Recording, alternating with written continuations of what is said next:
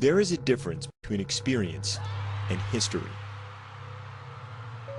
Often, it's the difference between failure and triumph.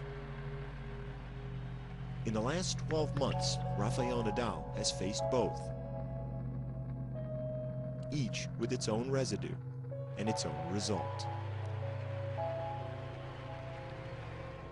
A year ago, here, he played two matches that would highlight most careers. Nadal played them in 2 days.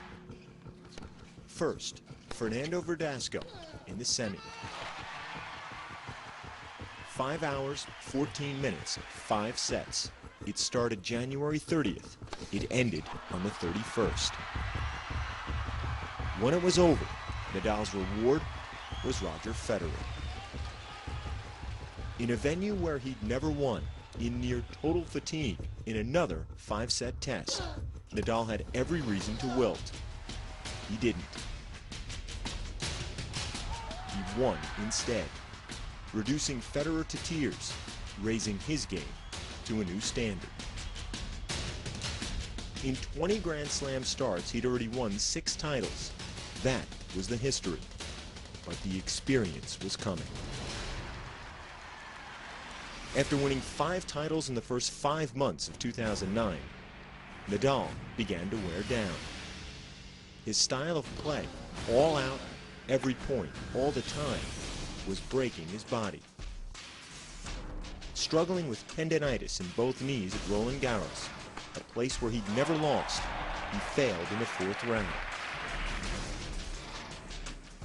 The king of clay had fallen to the dust, and it would take some time to get up.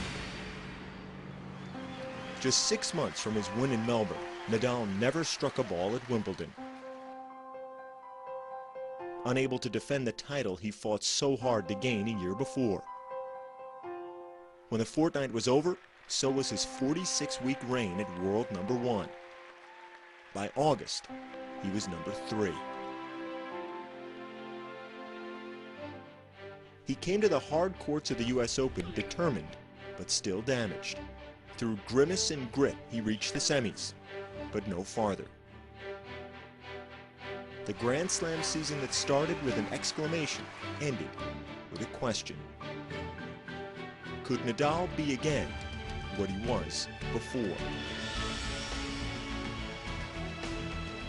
A new year, a new season, with all its promise, all its resolution. He is back in Melbourne to remind others, and perhaps himself, of that difference between the pain of experience and the pride of history. But will this year be different? We find out, and so does he, now.